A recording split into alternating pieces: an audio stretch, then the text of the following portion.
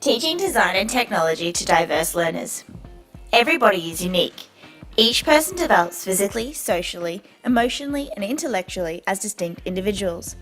Therefore, in majority of Australian classrooms, there is a broad range of student diversity, from culture to individual learning differences.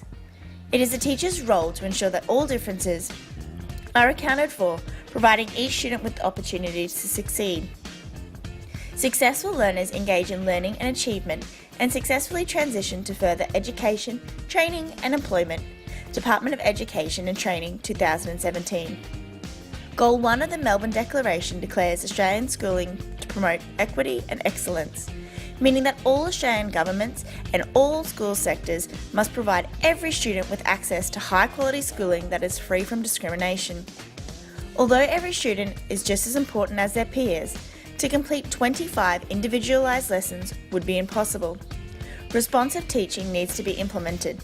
This is where teachers embrace change where it is needed, but stay within their comfort zones and existing resource environment. This is completed through differentiation. Differentiation refers to a flexible approach to teaching that addresses the different capabilities of individual students. It ensures that the teacher learning context provides an appropriate fit for each student's cognitive needs while retaining a common instructional intent. It also involves the management of the content, process, assessment method and resources of the curriculum. Ashman 2015. The Featured Design and Technologies Unit Plan focuses on sustainable healthy snacks in a project assessment scenario.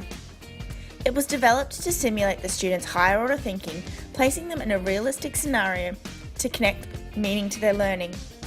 This learning occurs in an inclusive environment where all students are provided with the same tasks but differentiated approaches to ensure their ultimate success. Such approaches include the use of ICT, targeted teaching, peer-mediated learning, and feedback. ICT provides 2 differentiated learning opportunities in a diverse classroom. It decreases the literacy barrier for ELD and lower learning students with the use of audio, visual, and interactive features. This allows the students to focus on the learning intent without hesitation or negative attitude. It also is inclusive of hearing impaired and sight impaired students. Secondly, ICT shifts from a teacher-centred to a student-centred learning opportunity. Although the teacher still leads the investigation, students are allowed to discover their own methods of arriving at the learning destination. Targeted teaching focuses on what students are ready to learn.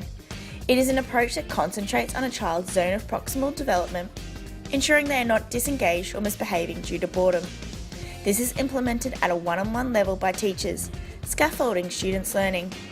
From providing definitions of difficult words to supplying a worksheet instead of copying from the board, the student is supported to motivate their learning, but it is the teacher's job to gauge the level of support, resulting with the learner working independently. At the end. Alternatively, peer-mediated learning is led by the students themselves.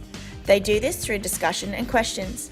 This can be completed as a whole class with a diverse range of students learning levels mixed through to provide peer-mediated learning, or in a peer tutoring system where only 2 students of different academic levels interact.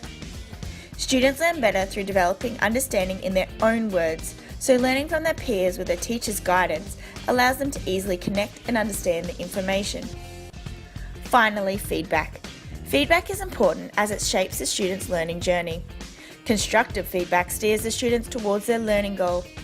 It also provides students with ownership of their learning as they provide feedback to the teacher and their peers. It is this reciprocal relationship of feedback that enables learning to be synchronised and powerful. Ashman 2015.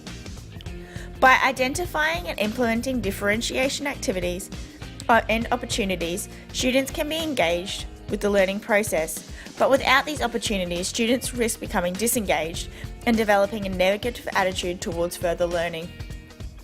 It is through differentiation that individual students can be successful in achieving their learning goals and ultimately understanding the technology's curriculum.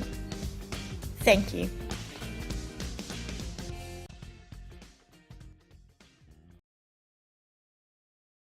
Created using Powtoon.